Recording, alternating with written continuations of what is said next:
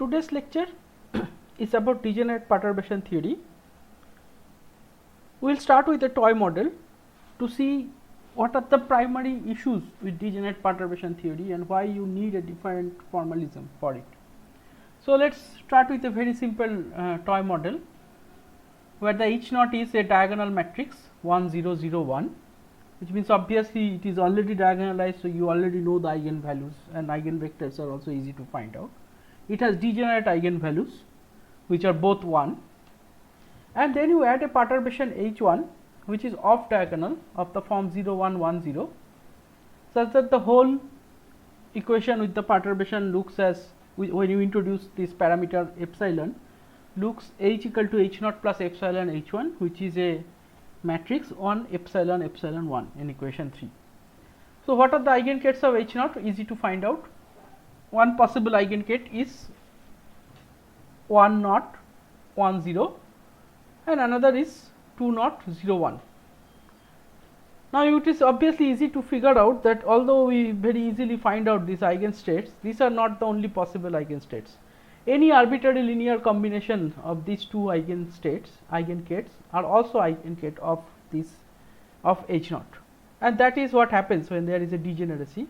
There is a whole, as we learned before when we were doing symmetry, there is a whole plane of vectors which you can get by doing linear combinations of at least one pair of orthogonal vectors of a degenerate space are also can also form a eigenbasis of that degenerate subspace. So, there are infinitely many eigenstates.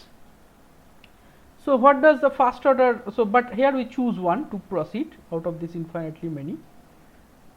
So, now compute the first order correction in the energy eigenvalues from the non-degenerate perturbation theory we have done before. So, what is that? It is the equation 5. Because we know the first correction is very easy to compute, it is just the matrix element of H 1 in the unperturbed eigengates. So, when you try to plug in that formula using 1 naught and 2 naught, you get equation 6, and you can, it is very easy to check because H 1 the perturbation is off diagonal and this is a diagonal form. The correction term is 0 actually. So, you will get, even after correction you will get the same thing.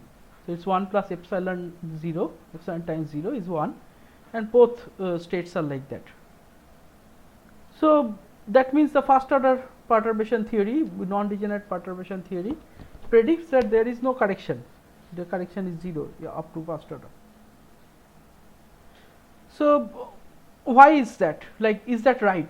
Clearly it is not, because we can, this H epsilon is simple enough to such that you can diagonalize it by hand, and you know that the eigenvalues are 1 plus minus epsilon.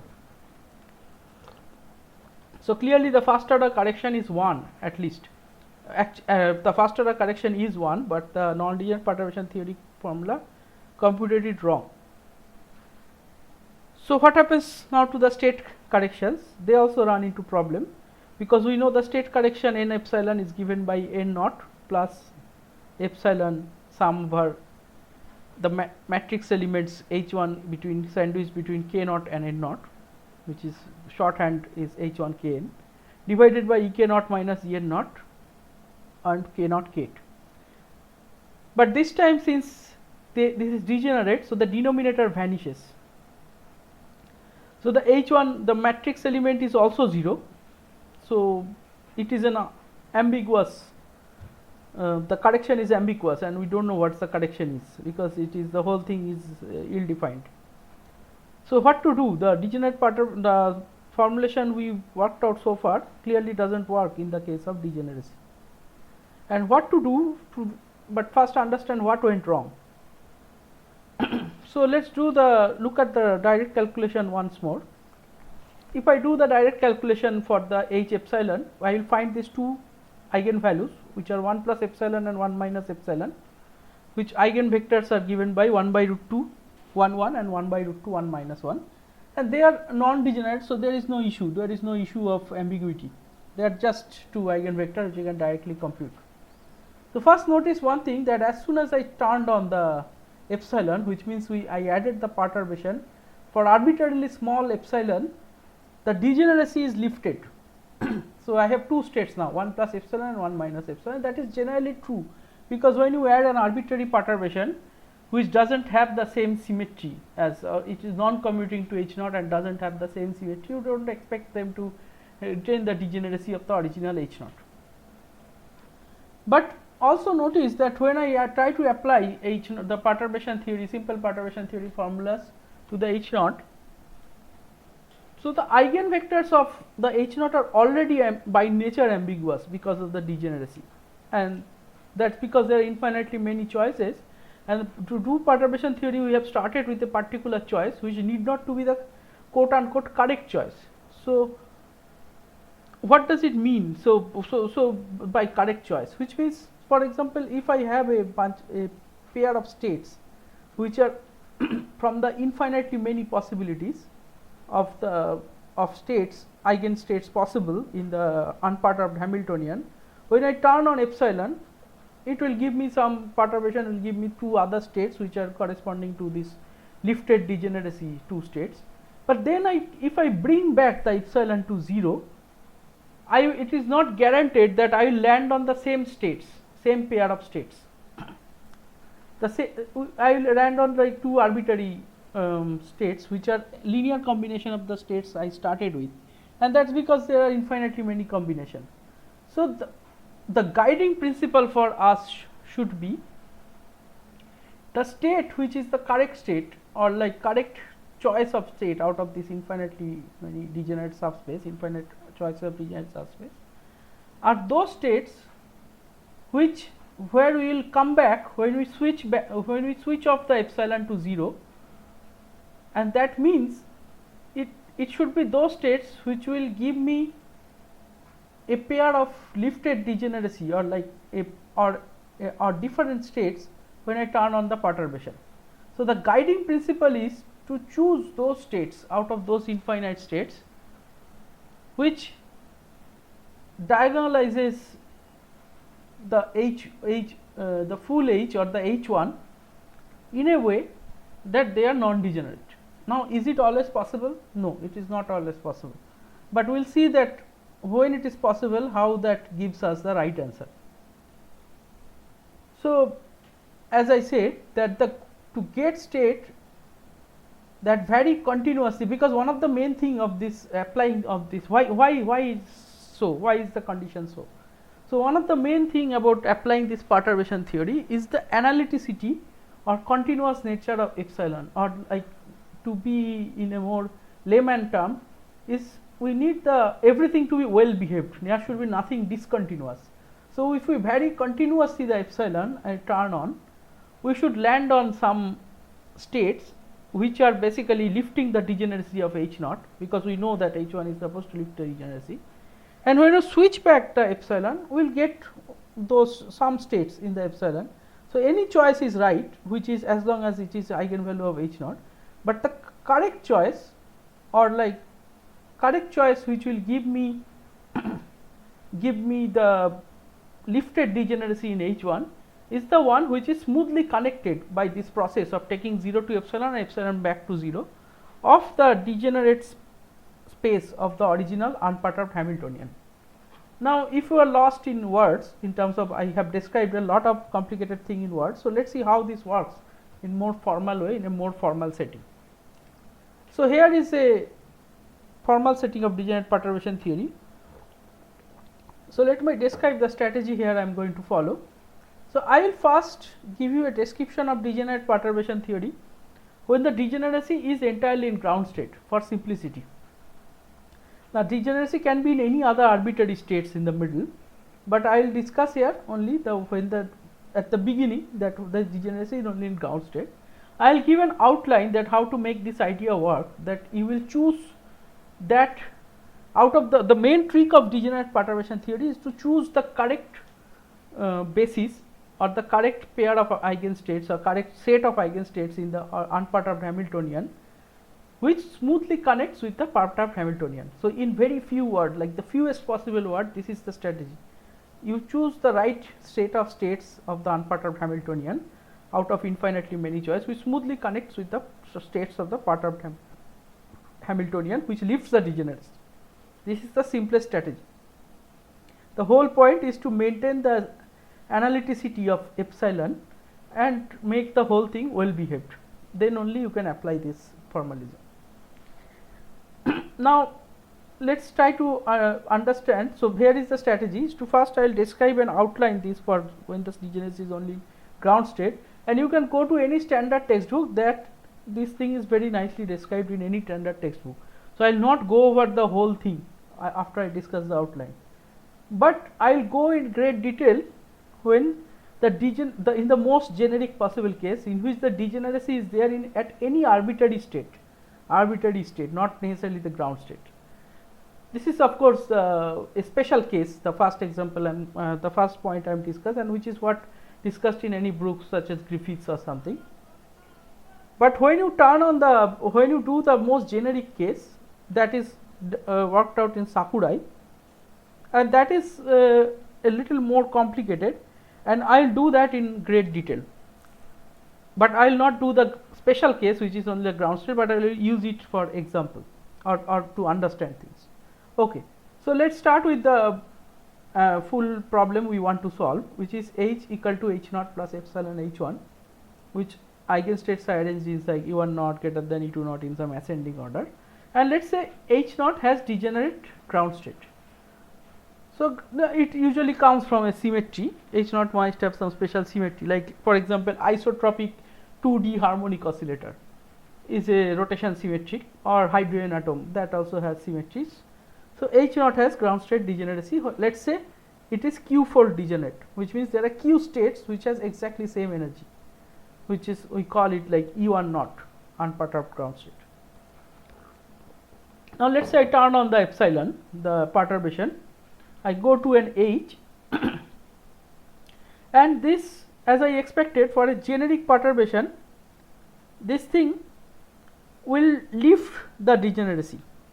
So now there will be states which are of different energy marked by E1 to EQ, because these Q degenerate states are lifted to Q non-degenerate states, and the next state is Q plus 1. Okay, so that is what the perturbation is doing. So there is a small typo here, because on the right hand side it should be EQ plus 1 not 0, because I turned on the perturbation. So there it is no longer 0, it is something else, and that one can compute from the non-degenerate perturbation theory for EQ1, how EQ1 0 goes to EQ plus 1, how EQ plus 1 0, the top state which is not degenerate, goes to EQ plus 1 1. There is no degeneracy, so you can use the formulas which you have already derived of non-degenerate perturbation theory to obtain the state, the correction of the state, which is EQ plus 1 1. So now the whole goal of degenerate perturbation theory is calculate these energies E11 to EQ1, which is the lifted degeneracy states or eigenvalue of the lifted degeneracy states and their eigenstates, such that it is smoothly connected to the eigenstates of H naught by tuning of epsilon. That is the whole agenda. So what will happen if we apply the non-degenerate perturbation theory? We know something will go wrong. Let us see how things go wrong. So the first order correction, which we already derived, is in equation 2, and clearly when there is a Q-fold degeneracy, the denominator blows up, and then C and K does not exist, or like C and K at least goes to C and K is just singular. C and K becomes a singular quantity in the degenerate subspace, which means when n and k are less than or equal to q.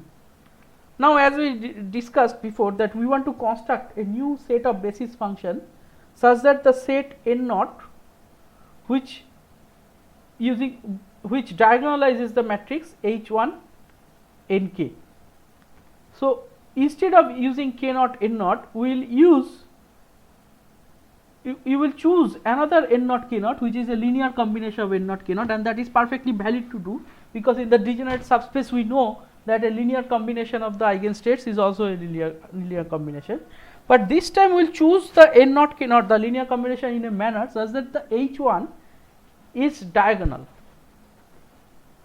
So what does what is it doing? So it is diagonalizing H1, means we already know that what are the corrected eigenstates of H1, but one of the main thing happening because of it is diagonalizing H1, the off diagonal elements of this matrix H1 Kn vanish, which is the numerator of this nu K naught H1 nu N naught vanishes. Now if that vanishes, then at least Cnk is not singular, Cnk is 0. Now you might wonder that what does it mean, that if the numerator is 0, denominator is 0, it is also singular and ill defined, it is not 0. But for that I want to remind you to go back and check the formalism of the non-degenerate perturbation theory. What were you doing there? The way we were writing it is that this is En naught minus H naught, which once applied on the kate, then it gives En naught minus Ek naught. But before that the sequence is first to calculate the projector phi. That phi gives me the numerator. So the numerator first goes to 0, then the denominator goes to 0, and because of that, when the numerator vanishes, it immediately goes to, the whole thing immediately goes to 0. And if the numerator doesn't vanish and only the denominator vanishes, then it blows up and it's singular. So at least now nothing is blowing up. So but once you, and also you realize that not only nothing is blowing up, it is just 0 going to 0, which means the states you got which diagonalizes H1, the eigenstates, or the choice of eigenstates or combination of eigenstates of the H naught which diagonalizes H1 is actually the correction, which because if it diagonalizes H1, that means it becomes, you already know what are the energies E1 to EQ, E11 to EQ. So that means and that is the first correction, and or that is the corrected energy or the lifted degeneracy energy, which has the eigenstates nu N naught and nu K naught, which diagonalizes H1, and they are linear combinations of N naught and K naught. So basically now you not only found the, in one shot, by finding the right linear combination of N naught K naught which diagonalizes H1, you found the first correction in energy, and you also found the first corrected eigenstates, which is nothing but the linear combination of the original unperturbed eigenstates, and that is nothing but the corrected eigenstate of this lifted degeneracy eigenvalues. Okay. So here is the outline of the program which I just described. So diagonalization of the submatrix, which is basically, if I write down the whole thing as in the matrix form, it will look like this, like there is a Q by Q subspace which is a degenerate, and then there is some other things which are non-degenerate. So now we are main task in degenerate perturbation theory is to diagonalize this Q by Q submatrix of H1 and K, which represents the degenerate subspace, and after I diagonalize it, the diagonal elements are the level shifting energies, which is the energies you get after the degeneracy is lifted, and when that I added to E1 net, that acts as the separate Q energies of the ground state, as we just discussed. So now we also know that the Q states, so the form of the states which diagonalizes H1 Nk, that must be a linear combination. That's what we just established, because our strategy is to simply choose the linear combination of H naught eigenstates which give diagonalizes H1 Nk.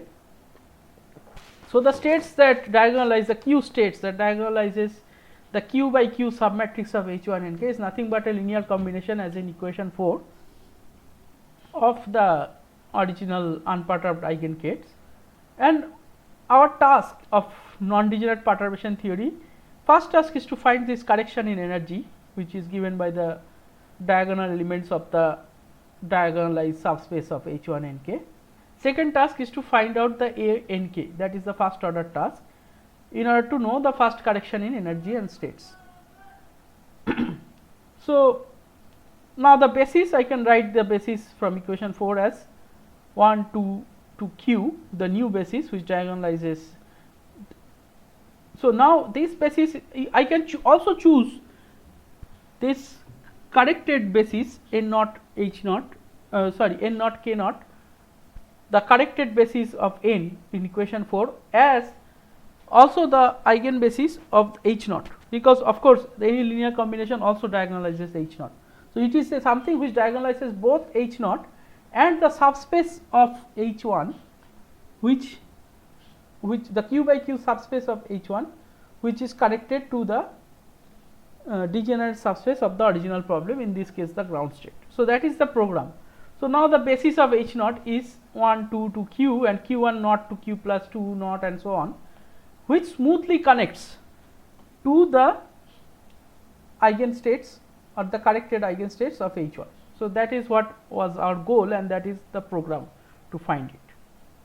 So, the matrix H 1 in this new basis, in this basis 1 2 to q 1 plus naught q plus 2 naught will look like this, because I have found the correct eigenstates for this q by q subspace. So, that will be diagonal, but I did not yet find, because I am still using the old eigenstates, the H naught eigenstates, that will not diagonalize the H 1 part. So, the H 1 part will be something, the part outside of the box will be mixed something random, and then, but now my problem have become a, because that subspace is basically now non-degenerate. So, now I have lifted or removed the degeneracy from the problem, and the rest of the problem is anyway non-degenerate, because the degeneracy was all in only the ground state, and now I can apply the formulation of degenerate part, the non-degenerate perturbation theory, which we done before, and get the correct results after we had done these states or started with the correct set of eigenstates of H naught.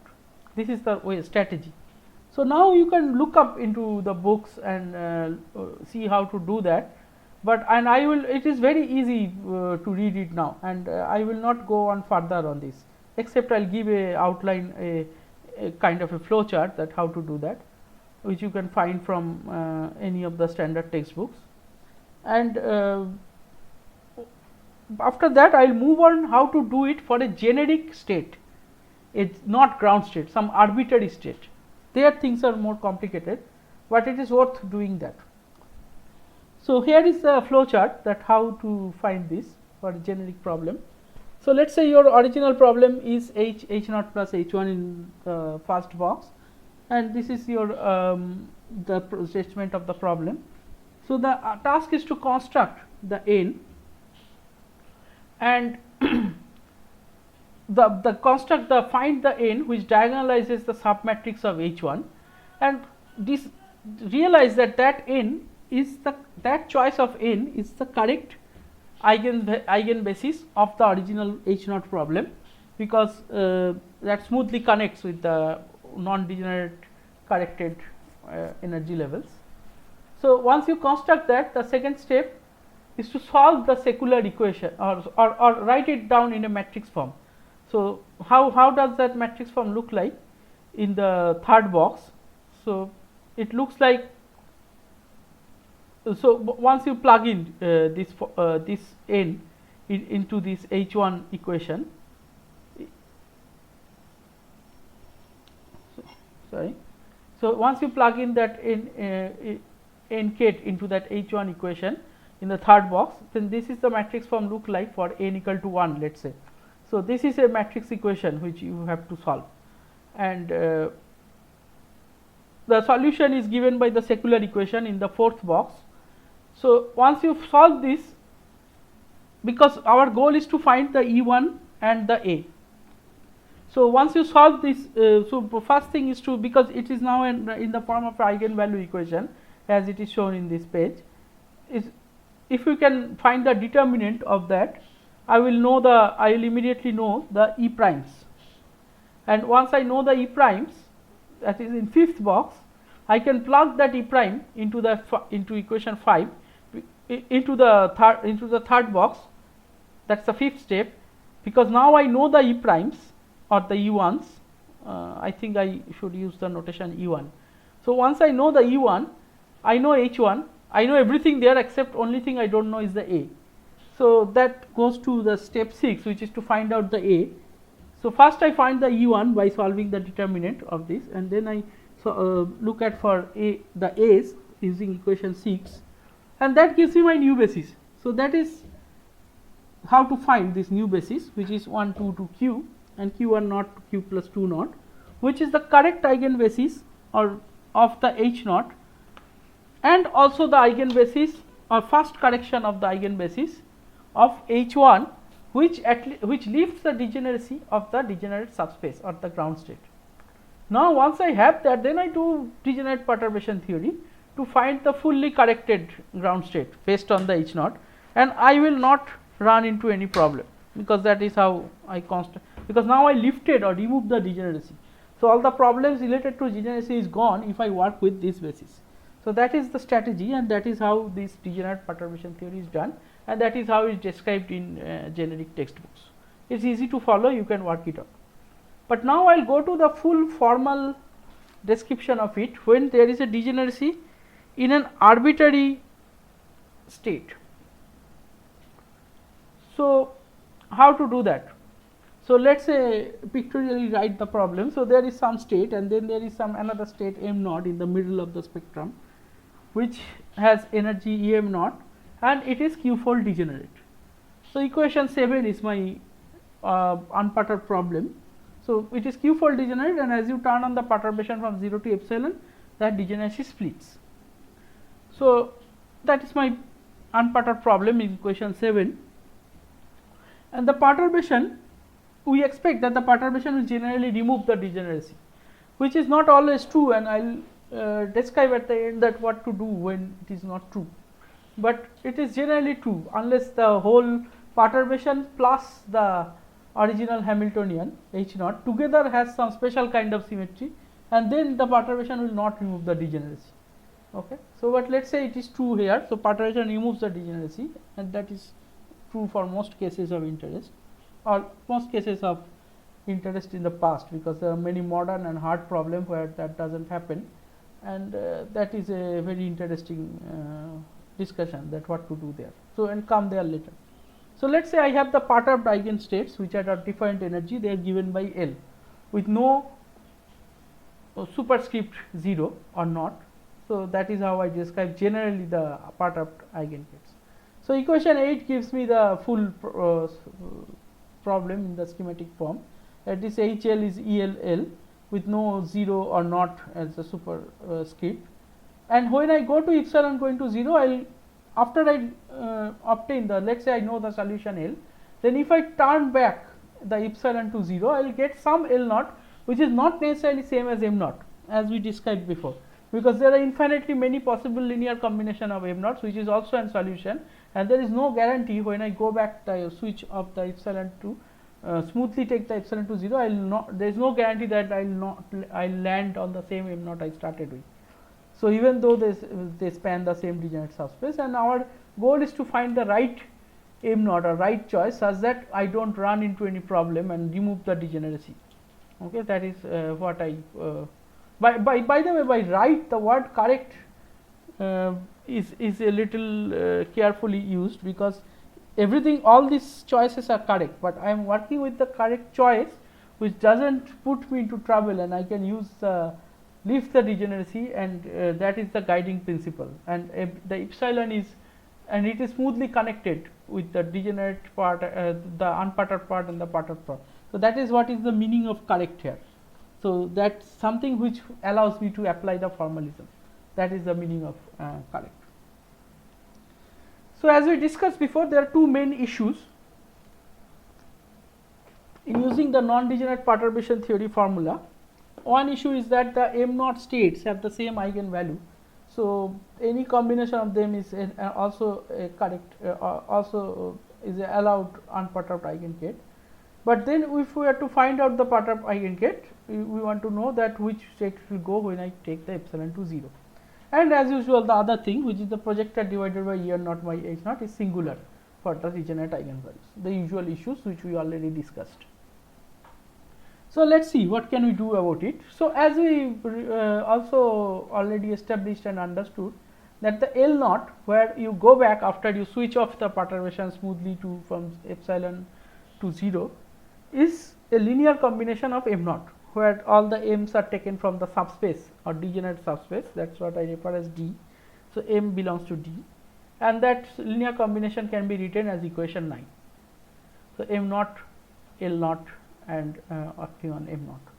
So, for the full problem, which is in equation 10, so I have the, so let me rewrite that. So, it is H L equal to H naught plus epsilon H 1 acting on L gives E L L, and L are the states is which you obtain by lifting the q fold degeneracy H naught in states m naught. Now, in order to develop the formalism, it is useful to divide the problem into two parts, the part which is problematic and the part which has no problem. The division is simple, we use a projection operator to do this division. So, q naught is the projection operator which acts onto the space m naught, which is the problematic space, the degenerate subspace. And then how the q naught should look like? The q naught should look like as in the equation at the bottom. It should look, the projection operator will look like mi naught, where mi naught are the states which comes from G.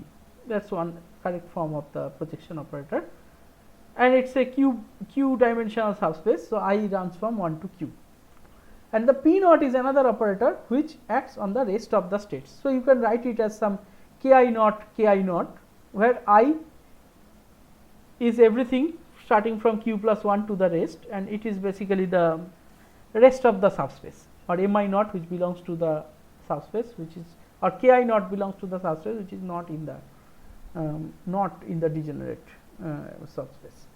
Okay. Now, using this projection operators, so notice that what we are doing is splitting the Hilbert space, as I said. The degenerate subspace we call it HD, that Hilbert space, and the non-degenerate subspace, the rest of the space. Well, I am not yet calling it non-degenerate subspace, but it is the space which we are not focusing at right now, because that can have also a degeneracy, and then we also have to carefully apply the same formalism if you want to compute anything in that space. So, the rest of the space, that is the right way to say, the rest of the space is HD bar, which is represented by the projection operator P naught, and the projectors will have the following properties as in equation 11. As we know, the usual properties of projectors, that square of the operator is itself, applying the, physically it means applying the projection twice does not give you anything new, and P naught, Q naught, Q naught, P naught is equal to 0 because they are acting on different subspace, and their sum is of course 1 because they together represent the whole problem. So, let us start with equation 10. So, that is H naught plus epsilon H 1 acting on L equal E L L, and introduce the projection operator in the middle, which we can do always because we are just splitting the L into the two subspace using the equation 11. So, once we introduce the thing 11, using equation 11 on 10, so we introduce the Q naught P naught. I can easily take the H naught on the other side because a projection operator is always diagonal, which always commutes with the Hamiltonian. So, H naught Q naught and H naught P naught is 0. So, I can flip them their position. So, now the equation I get is equation 12 and then take equation 12 and multiply Q naught from the for each term from the left hand side and see where it takes us by using equation 11, and then do the same by multiplying P naught from the left hand side and using equation 11 and see where it takes us. So, here I do that exercise. I multiply first by P naught on the left hand side and use the equation 11 formula. It gives me equation 13.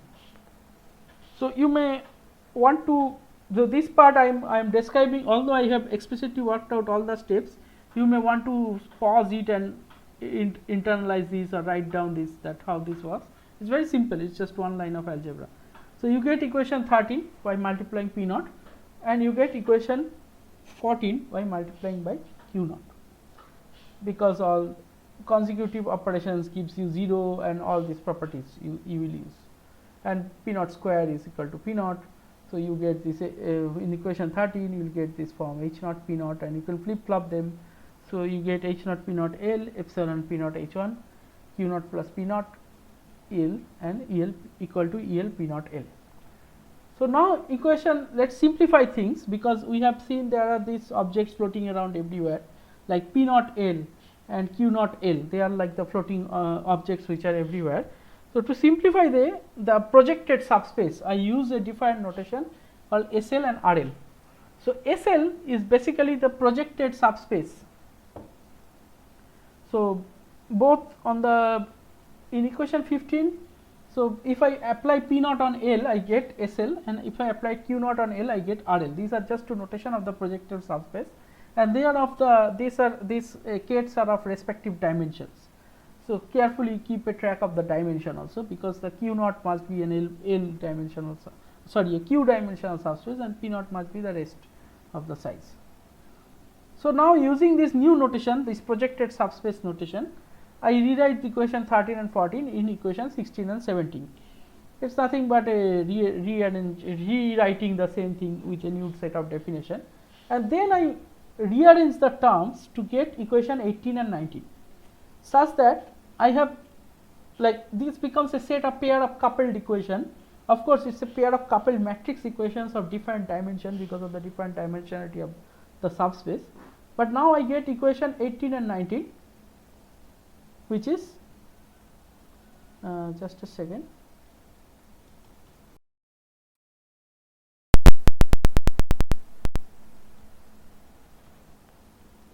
So, just see this equation 18 and 19, which is after rearrangement, and equation 18, which can be solved very simply, and because equation 18 is entirely defined in the non-degenerate subspace, because it is you can see that this operator EL minus H naught minus epsilon P naught H1 P naught is well defined in the non-degenerate subspace, and it is simply because it is acting on SL.